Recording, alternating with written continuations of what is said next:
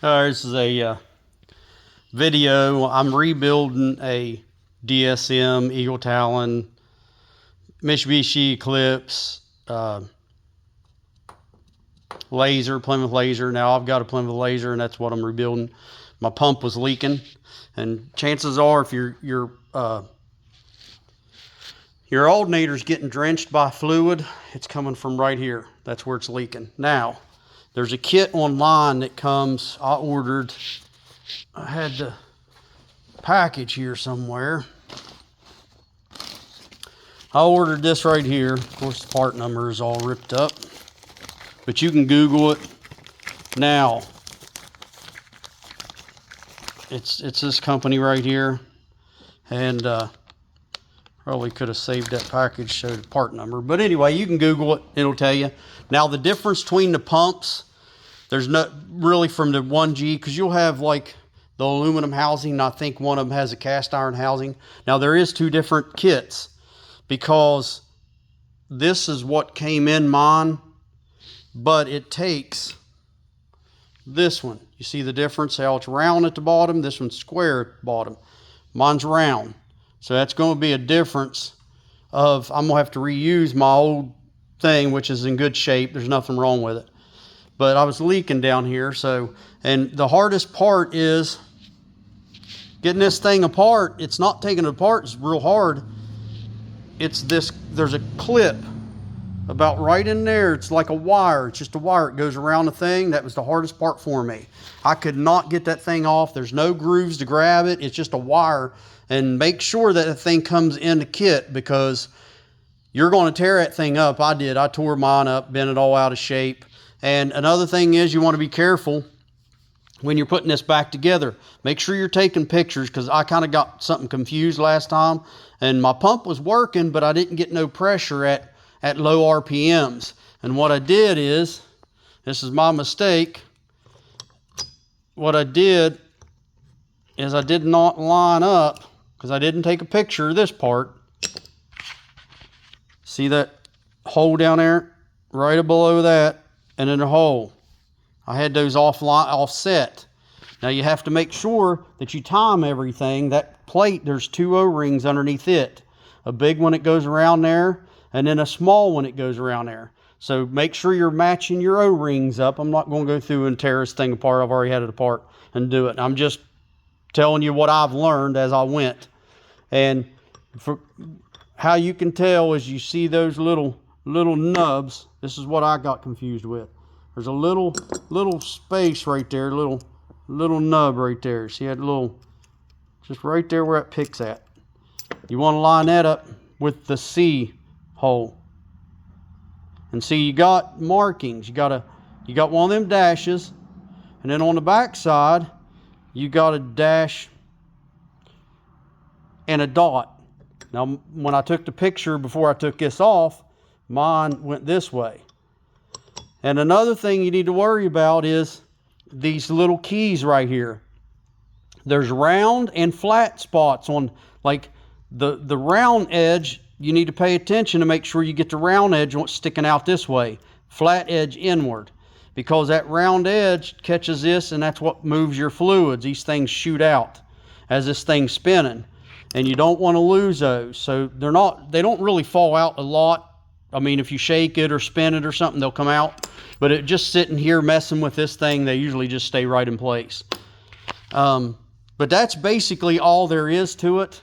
Once you get that clip off, it completely comes apart. Now, there's a few O-rings that you need to worry about. There's one underneath this. You take these two bolts out, and it just sits right in there, and you put it back on.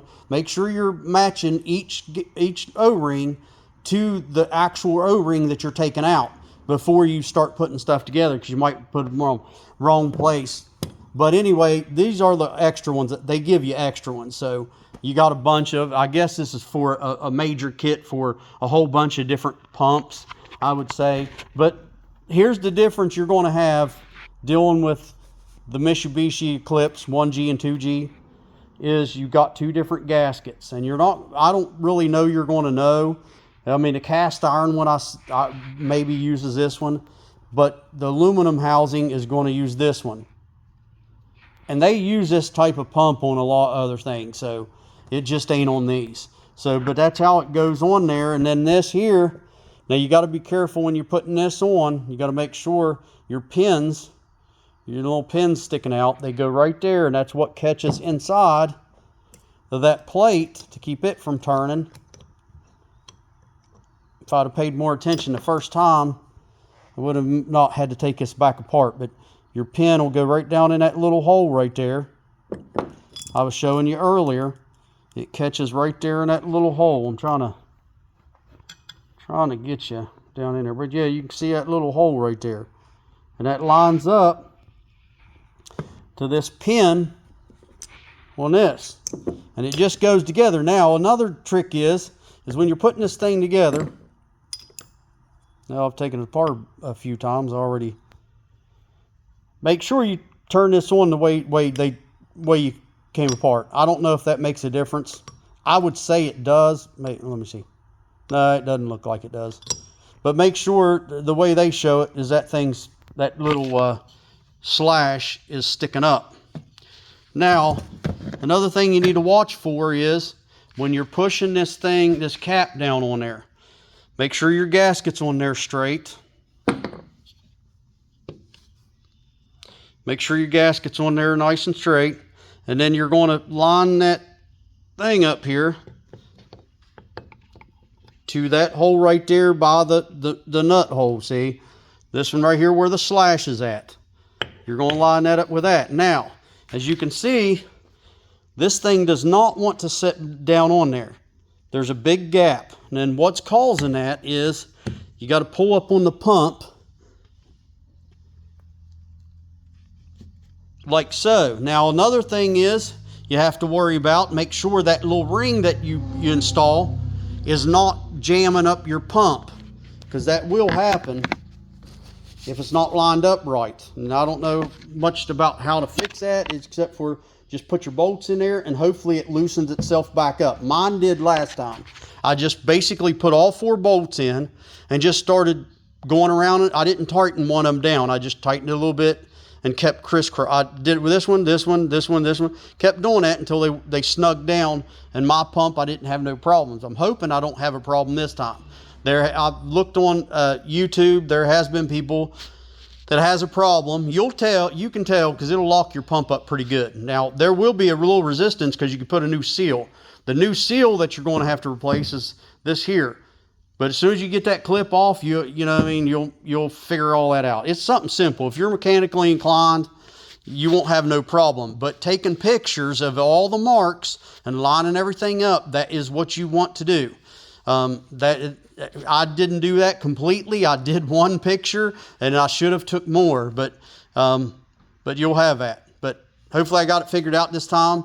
And I'm going to go ahead and bolt it on, put all the stuff. Make sure you go get some new hydraulic or power steering fluid, because you're going to lose some when you take this off, and you're going to have a bunch of it still in the pump. So thanks for watching, and like and subscribe and share and like whatever. Thanks.